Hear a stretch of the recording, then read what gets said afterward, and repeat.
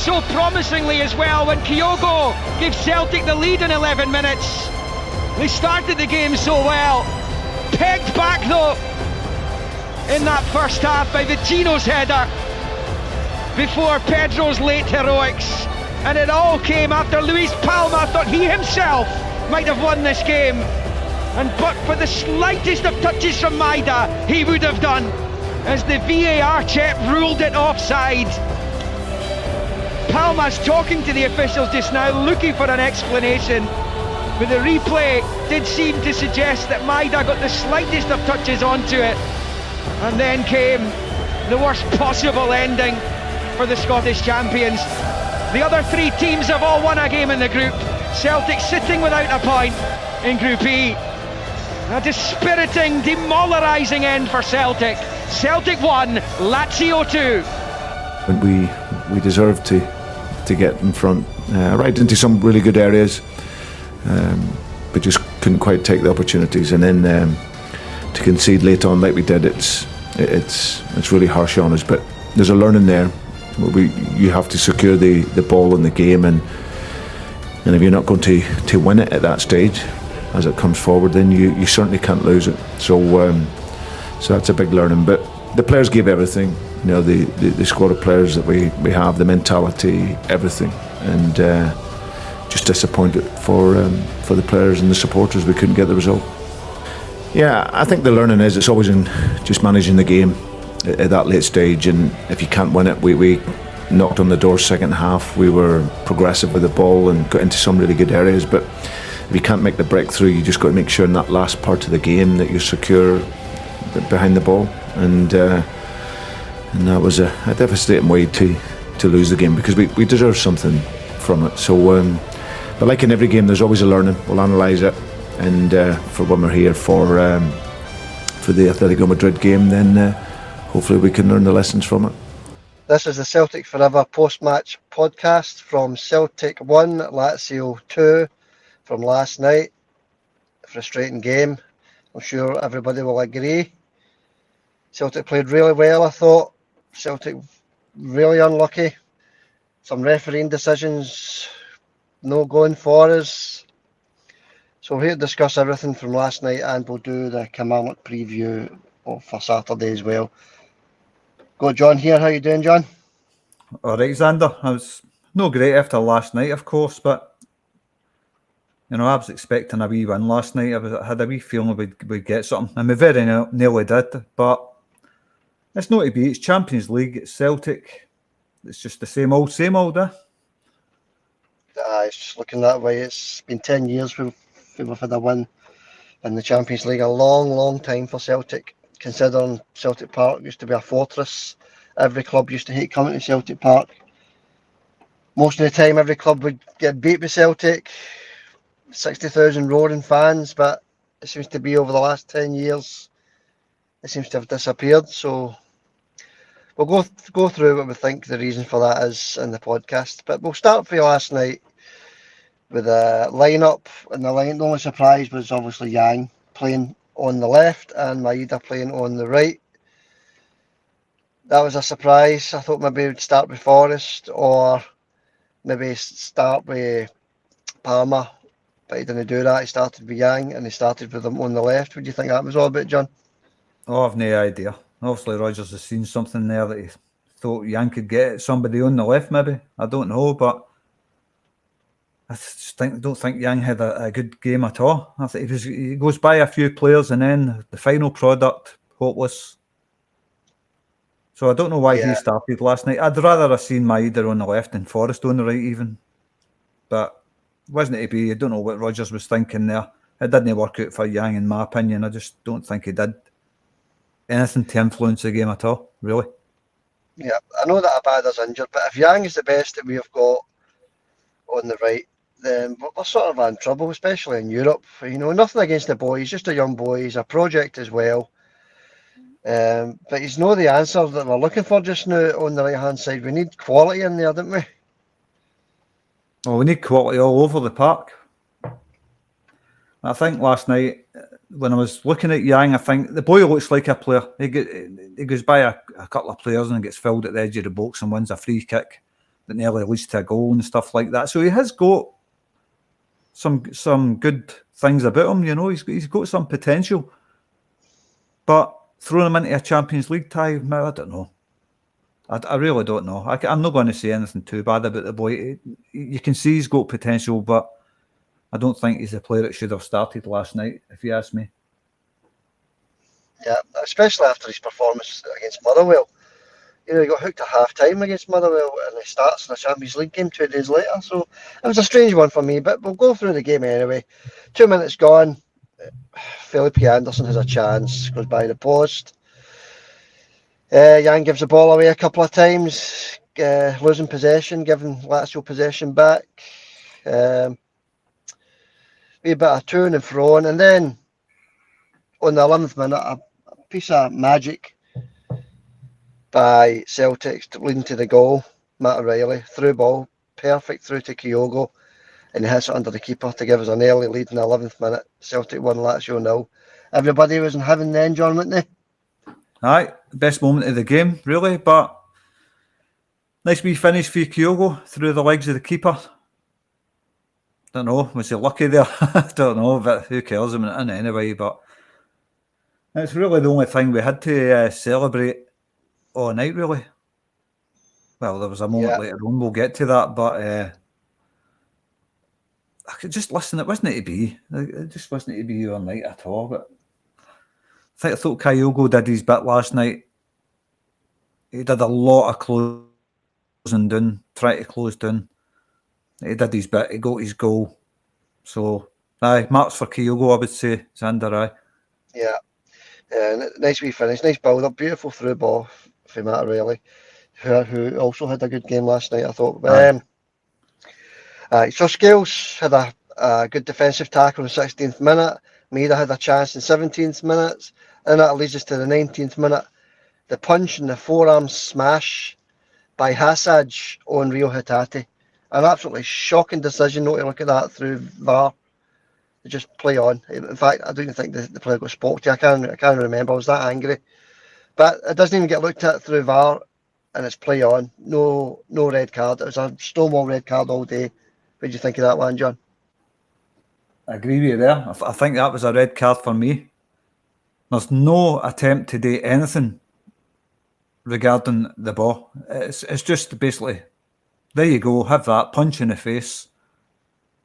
That's a red card, isn't it? You lift your hands to any opponent like that, it's a straight red. And that was a deliberate punch to the face or elbow to the face, whatever you want to call that. It was just deliberate. He's seen Hatate coming behind him, and he's deliberately just threw his arm out, whacked him right in the face. It's 100%. Yeah, it's 100% a punch or an elbow with intent. It's 100% intentional. And why does VAR not look at it? They don't look at it. That is the most frustrating thing about it. If they're sending to 10 men, Celtic are winning that game last night, I think. Definitely. But the guy's name was Husai or something, wasn't it? Husai, aye. Mm-hmm. I can't believe the guy wasn't sent off for that. That's how VAR did they get booked for it? I can't even mind if he I don't think he even get booked for it. But that's I think maybe they get. In fact, I don't know. I can't remember. As I said, I was too busy shouting and bawling at the telly. Maybe he did get a yellow card, but I don't think he did. But either way, it doesn't matter. It was a red card, and it should have been looked at through VAR. And obviously, they just decided we're not looking at this. We'll move on. See, I don't think he got booked. I'll tell you why, Xander. Because if the referee's seen that, he's sending him off. True. Mm-hmm. If any referee sees that, that's a sending off. If a referee's seen that and only deemed that a yellow card, then there's something wrong there, because that's a straight red. That is a straight red. Yeah, all day, every day. Yeah. Which then, a few minutes later, leads to their goal.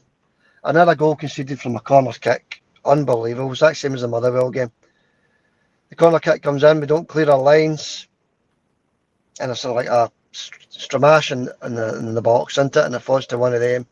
Hart tries to save it, but the ball's over the line, the goal's given, one each. No complaints there, John, is it? It's definitely over the line. It's definitely a goal to them. No, you can't complain. It's over the line. It's about maybe a foot and a half over the line. So it was. There's nothing more annoying than the goals where the ball doesn't even hit the net. I hate that. But aye, it was a goal. Listen, the thing that annoyed me about that goal, it came for, there was 2 corners in a row. In the first corner, the ball was going out the park and Alistair Johnston headed it. Didn't have to touch it. It was going out the park. Mm-hmm. And as soon as I seen that, I thought, why are you getting another corner away? It's going out the park. Okay, it's a big night. It's a Champions League night. But you can see a mile away that's going out the park. He's put far too much pace on it. Alistair Johnston practically headers that on the byline and gives them another corner and they get a goal for it. Yeah. So that was the thing that annoyed me about that. It's not Alistair Johnston's fault. He doesn't know if somebody's coming behind him. But I think it's the position where he headed it. He was practically on the goal line.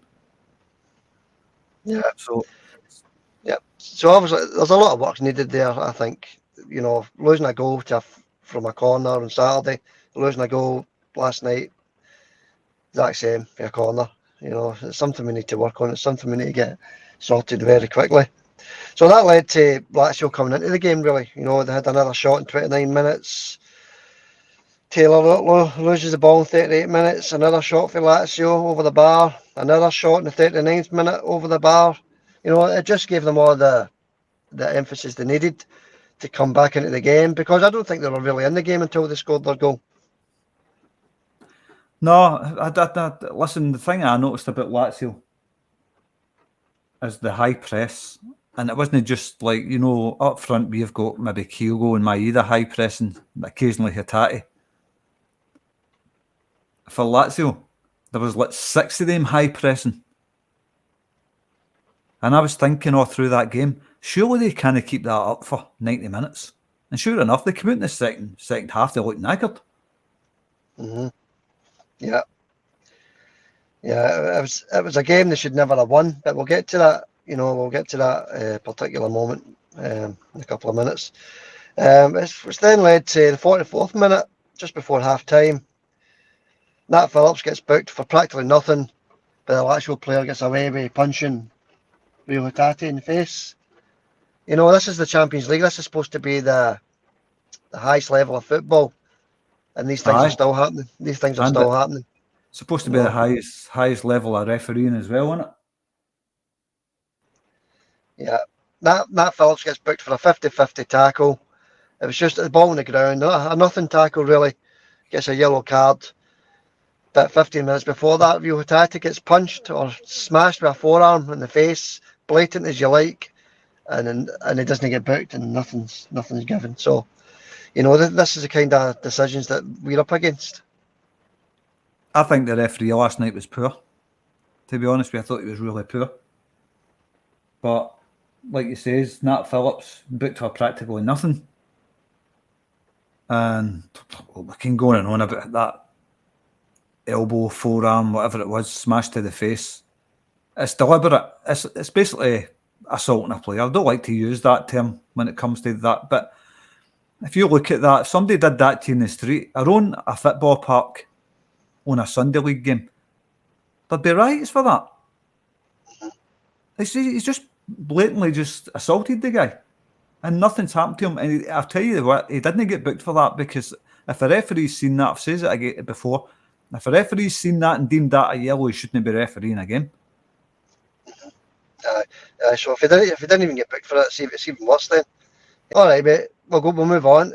Second half, Celtic come out playing really well. Some nice football, putting in Lazio under pressure. A few chances, crossed with Maeda, cut out by the defence. And then we get to the 53rd minute, the high foot, not given as well. Another decision not given. I mean, his foot must have been about 7 feet up off the ground. Can't remember who it was against, but Celtic player was against. Can you remember, John? I remember. I don't know. It was Anderson on O'Reilly. Right, okay. It was 52 minutes, a high boot. I remember it well. I remember John Hartson saying on the telly at the time, how's that not a high boot? The referee's seen it. Mm-hmm. He said, John Hartson says, O'Reilly's 6'2". The boot's right at his face. And the ref says play on. This is what I'm talking about, the standard of refereeing, even in the Champions League. That was terrible officiating last night. I don't care what anybody says. That was brutal. Yeah, it was shocking. I mean, when it showed you the replay, his foot must have been 6-7 feet in the air, right at Matt O'Reilly's face, and it's just a case of play on. You're getting nothing. You're getting no free kick, and you're getting no yellow card. You know, it was brutal. It's actually unbelievable what we're watching here. This is the last couple of games this has been happening. So the high foot's no given either then. So we move on, we play on, and we get a free kick at the edge of the box in the 58th minute. That was the one that Johnson eventually hit it over the bar, wasn't it? John broke to Johnson and he hit it over the bar. Unlucky there, I think. A few unlucky moments for Celtic last night. And they did have a couple of free kicks outside the box as well. But generally speaking, I don't think Celtic created enough, really. No. Well, we had that Scales overhead kick as well. That was really the only other chance we had there. That was well over the bar, wasn't it? Scales overhead kick. Which then leads us on to Palmer's goal. You know, what a beautiful wee finish. But because it slightly nicked off Maeda, it's given us offside. So the celebrations are short-lived. The goal's chopped off. Another break for Lazio, I suppose. You know, any other day, I wouldn't have hit Maeda. It would have been a lovely wee goal for Celtic. You know, everybody's celebrating and the players celebrating. A couple of minutes later, they get the goal chopped off, isn't it? Aye. And Palmer gets booked for taking his tap off, I know. But the thing about that goal was when I was watching that last night and I seen the cross coming in, I seen it hitting Maeda. When it first happened, I seen it. And then obviously Palmer, nice wee finish at the near post. But then it showed you replay and Hartson saying, does that come off Maeda? If it does, he's offside. And I says, that came off Maeda. I seen it. Even in real time, I seen it coming off Maeda. The very first replay it showed you, John, you knew right away it was offside. You know, it was... You know, it wasn't even 50-50. It was 100%. He was offside, simple as that. Just because you're taking the nick off Maeda. So the goal's no given. What you're basically doing by this point in the second half is you're playing a team that's looking for a draw.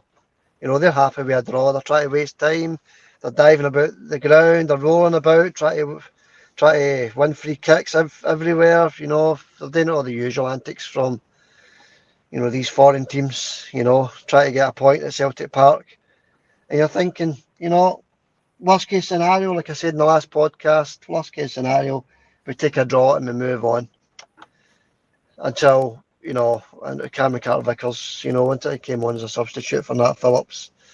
You know, Dilly-Dally's on the ball, the edge of the box, you know, the breakthrough and they score 5th minute of injury time. You know, it was a hard one to take that, John, wasn't it? Very hard to take, aye. And now we know how Motherwell must have felt on Saturday. Last minute. Lazio were nowhere to be seen in the second half. Like you say, they were just wasting time. They were happy to leave there with a draw. Carter-Vickers, surrounded by 4 players, I think. He's trying to walk through them. Why not just get rid of the ball? He's getting high press with 4 players. The first thing in my mind in that situation was during the Champions League at Celtic Park, get it hoofed up the park and the team can push up. But no, he's trying to walk around the players. He's trying to find a wee pass somewhere and there's nothing on for him, obviously, because he's surrounded with 4 players. There's no pass on for him. Instead of smashing it away, he's trying to walk around the 4 players, gets it too careful. And they break away and score. You can't do that in the Champions League, Xander. Sorry, you just can't be doing that. No. At that level, you've got to use your brain. You've got to get rid of that. Yeah, it's, you know, just hoof, as you say, hoof the ball up the park. You know, you've got a team that have got 3 points there, Lazio. Fair play to them, they've got the 3 points, but they're looking for a draw. You know, they're happy with a draw.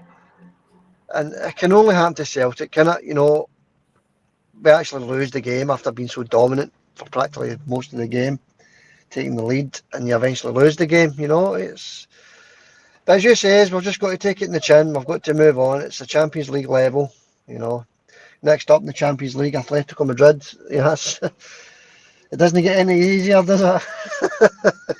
So, it's, every season we get into this Champions League, when we're in the Champions League, I mean, every time we get into it, it's always with trepidation. I don't like it. I don't like Celtic getting into the Champions League. The only thing I like about it is getting the old spondoolies. But I saw Celtic's really there for it. They're just there. They're just there to be shot down with any team that plays them now in the Champions League. It's no looking good for Celtic in the Champions League. We should have had a result, or at least a draw last night.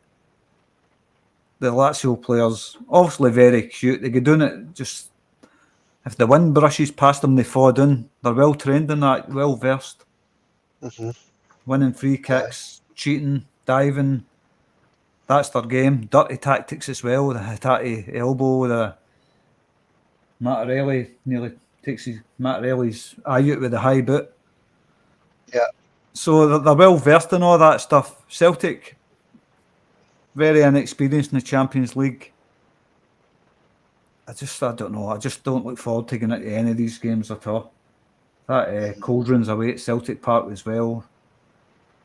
That's I don't know. It's not a fair place anymore, is it? These teams are coming to win the game. You know, these teams are coming to Celtic Park to leave with the 3 points. You know, but that's down to Celtic. We've got to improve. You know, that's. I still say that Rodgers didn't get back with the board for the Champions League. He didn't get the money to sign the players that he was looking for. So he's got to go with the team that he's got.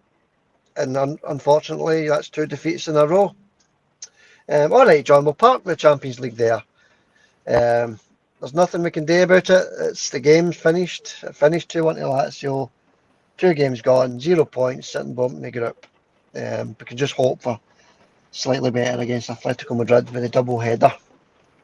Oh, well, I'm not confident about that. I don't know. I've been watching. I've watched Lazio and Feyenoord. Who would you say looked a stronger team between them two? I'd say obviously Celtic were at home, but we were away in Feyenoord, so it's hard to judge. They're sort of at a level, I would say, but maybe Feyenoord a slightly better team. No, it's hard to, like you say, Celtic only having 9 men as well. It's kind of hard to decipher the real strength of Celtic against Feyenoord, isn't it? But the game, listen, the game's over. We weren't expecting anything in the Champions League. Anybody that was expecting something, I think they're kind of kidding themselves. Yeah. Celtic are not a Champions League quality side. It's as simple as that. Yeah. Yeah. Nobody players that we've got, Xander. Nobody that team, like you says, Rodgers wasn't backed with the players that he wanted. No, definitely not. So all we can hope for is third place. We'll leave that there. As you say, we'll move on, and we'll move on to back to domestic action, John.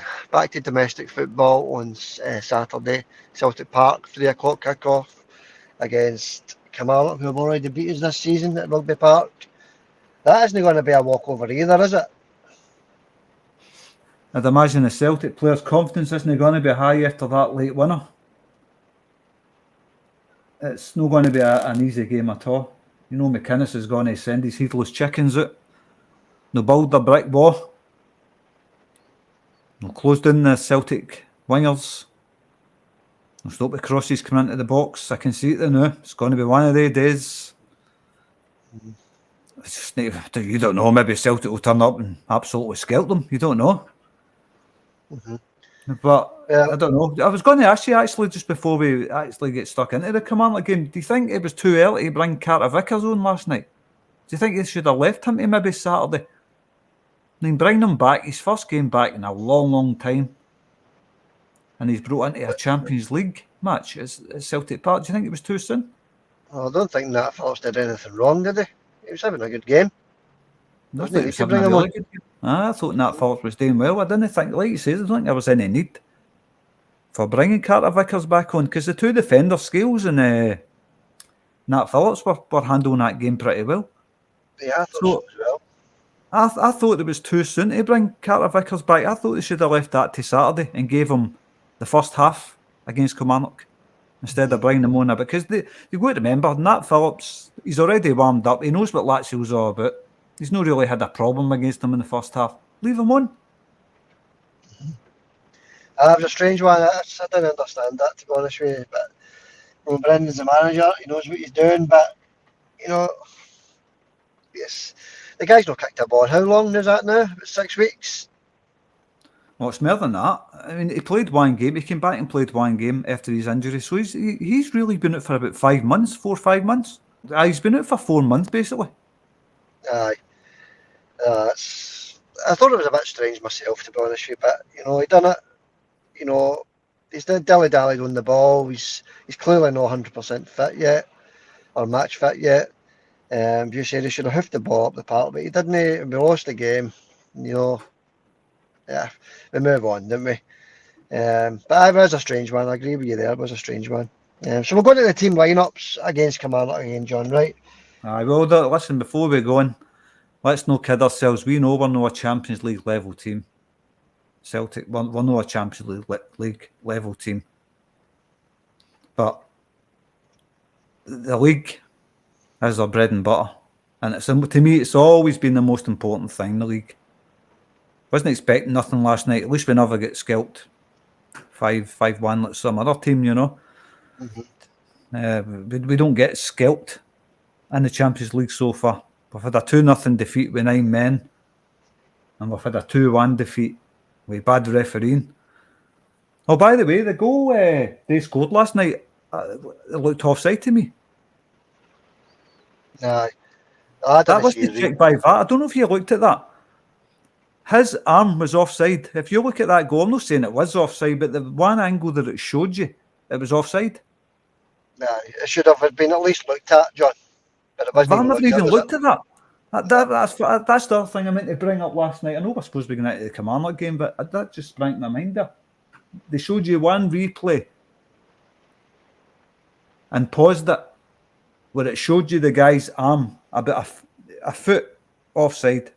Half his arm was at least ahead of, who was it that was covering? I can't mind who was covering, but it was offside. That goal was offside last night, and it wasn't even looked at. I thought that VAR looked at every single goal, but obviously they've decided not to look at that one for some strange reason. They didn't look at that. Maybe they wanted up the road earlier. I don't know what it was, but that goal was offside last night. For the angle it showed you, and it paused on it. Even Hartson says that's offside. No.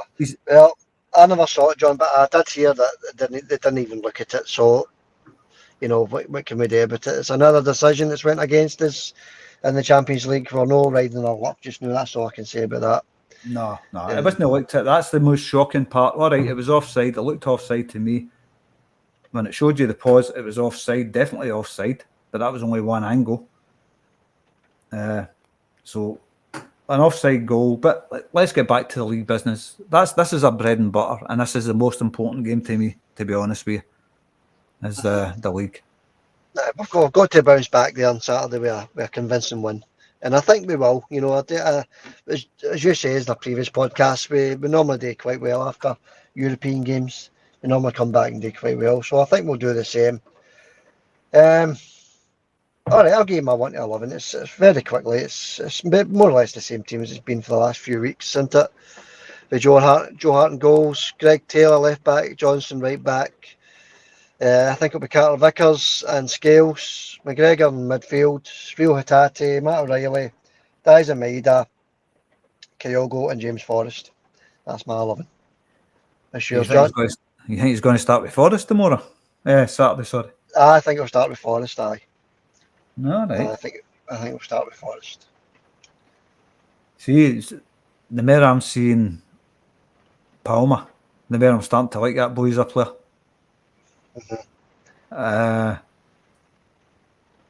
He's lacking in pace, though. I'm going to go with the. Sorry? He's lacking in pace. That's his only problem. He's a great wee player, but he's not got the pace. Aye. It's just some players don't need pace, though, do they? Hatate's no blessed with the greatest of pace either, but he's some wee player. But as a winger, normally you need that wee bit extra burst of pace to get by your man, don't you? Aye. I suppose for a winger, he's not got the greatest of pace. But I'm trying to think of other wingers in the past we've had that's not had great pace, but they've been great players. But that's for another day, maybe. I'd like to see Palmer starting more as under. I'd like to see him start. I know he's a left-sided player, which means you would have to shove Maeda over to the right. And I think Maeda's most effective on the left, to be honest with you. That's where you get the best out of Maeda. But I just think he'll play it safe, John, and he'll go back to the trusted Forrest on the right. Sorry, so no, I don't think he'll keep Maeda out on the left, and he'll just bring Forrest back in to play on the right. Failing that, he'll do what you says. He'll put Maeda over to the right and put Palmer on the left. That's your option, because I don't think he'll play Yang again on the left. Don't get me wrong, the boy wasn't too bad last night. He did get the ball away a few times, and it was the same as the Motherwell game. Nothing really stuck for him, nothing really came off for him. He was trying things, but it wasn't coming off. So I think he'll start with either Palmer or Forrest at the weekend. That's just my opinion. Me or no, but I think there is a player in Yang. I think he's still a young boy. He's still got time to learn. But I think there's definitely a player in there. You can see he's got the technical ability. So give the boy a wee bit of time, see what happens. So we'll basically go for the same lineup. I think it's either going to be Forrest or Palmer that starts that game tomorrow, and no Yang. Saturday. I keep saying tomorrow. Saturday. Wish it was Saturday. Get back into winning ways as quick as possible. That's the thing, and you want a game as quick as possible after that. But look, Celtic have got to dust themselves down and get back on with the competition that really matters. I know Celtic would. I'm saying that as if the Champions League doesn't matter. It does. You want to see Celtic winning in it. You want to see Celtic competing and making the fans happy at Celtic Park and all that. You want to see that. But at the end of the day, right now, we've not got a team capable of challenging in that competition. It's as simple as that. So the league is the bread and butter. That's what gets you into the Champions League for the big bucks as well. That's why I keep saying the league's the most important thing. And any like-minded Celtic fan would think the same. Yeah, I totally agree. Obviously, none of us got a score prediction right last night. I said 2-1 to Celtic. You said 3-2 to Celtic. It was close. We nearly got a 2-1 if that goal would have stood, but it never happened. So we're going to prediction for Saturday. And straight off the bat, 3-0 Celtic.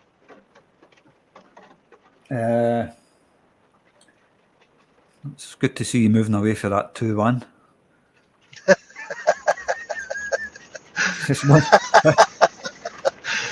It was 2-1 last night. Aye, it was 2-1. Aye, well, we'll not get into any of that stuff.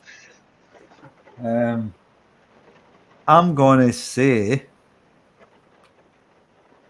stuffy game. A stuffy game for Celtic on Saturday. I'm going to say 2-1 Celtic. Sneak in the back door. No, none of that stuff. I'm going to say 2-0 Celtic. That's my prediction, 2-0. All right, 2-0 or 3-0. We'll take either one. Put us 10 points clear. Put them under pressure on the Sunday against Inform St Mirren. So, all right. We'll, a couple of other wee things. Anything else you want to add about the game on Saturday, John, before we move on? Yeah, I think it's going to just be a kind of a stuffy game, that's it. I just think Celtic's going to commit. They're going to win. It's going to take time to break Kilmarnock down. We need to see what McInnes has got up his sleeve. But I think Celtic's too strong for them at Celtic Park. I know we get beat with them at Rugby Park recently in the League Cup. League Cup never matters to me. It's always good to win a treble, mind you. But if I'm going to lose one cup, that's the one I'd rather it was. I'm sure any Celtic fan would agree with that.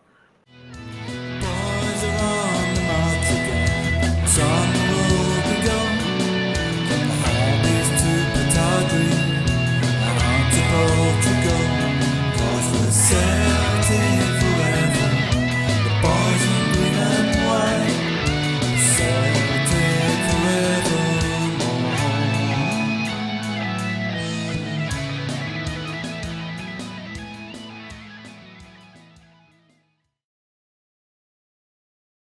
I agree with you. They will make it stuffy, but we'll come out of there with the points on Saturday. No doubts about it. You're saying 2-0. I'm saying 3-0. Good luck to the Hoops on Saturday anyway.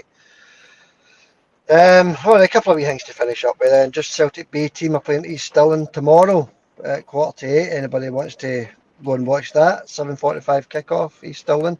I think it's the first game in a wee while for the Celtic B team.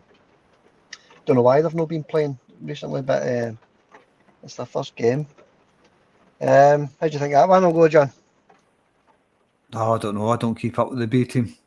How are they doing in the league or whatever? I haven't got a clue. But as I said, they've not played many games, so it's hard to tell. The other teams have been playing, but Celtic and Rangers, I think, have not been playing many games. So that's why we've not really mentioned it the last few weeks. But good luck to them anyway. Playing East Stirling tomorrow. They're playing at home. I don't know where home is. I don't know where they're based. Another thing is Celtic ladies are playing Motherwell on Sunday at 2 o'clock. That one's on BBC Alba. Anybody wants to watch that? Will you be watching that, John? Celtic ladies against Motherwell? what time's it at? 2 o'clock on Sunday. I don't know. It depends. It just depends how I feel with the women's game. Generally, these days I've not been watching it, Xander. Mm-hmm. I've not seen it. I've not seen a ladies' game since they get put out that Champions League. All right. I've not watched one since. But last season I was watching all the games, but this season I've just haven't really bothered with it. So no, I'll probably not watch it. All right. See how I feel. Well, good luck to the B team and good luck to the Celtic ladies as well. So all three Celtic teams are playing this weekend. And, all the best to every one of them. All right, John, we'll leave it there. Miserable day. That's Last night, miserable. wasn't it? Yeah. It's totally miserable. How was it for fireworks last night? They were going off. You've got a team that just sacked their manager and sitting 7 points behind Celtic after 7 games, but their fans set off fireworks when Celtic lose 2-1 at home in the Champions League. That's... and for people to say it's only a game of football, try living in the East End of Glasgow when there's fireworks going off whenever you get beat. Then tell me it's just a game of football. They've got nothing to gloat about, They've got absolutely nothing to gloat about. Third in the league. It's looking bad for them. No manager. They've got Stephen Davis taking charge of the team. They're playing Limassol the night. Good luck to Limassol, of course. Never heard of them. A Cypriot team. But good luck to them. And also good luck to Aberdeen tonight, of course. Mm-hmm. Aye, good luck to Aberdeen. Hope they do well. They'll be looking for their first 3 points in the Conference League. All right, mate, we'll leave it there. That's nearly 40 minutes. And we'll do a wee post-match on Saturday afternoon, John. Are you feeling okay for that? I'll be all right for that, of course. Good man. All right, we'll leave it there and we'll catch you all on Saturday evening. Bye for now. Hail, hail. Hail, Xander. Speak to you later, mate. See you later, pal. Bye-bye.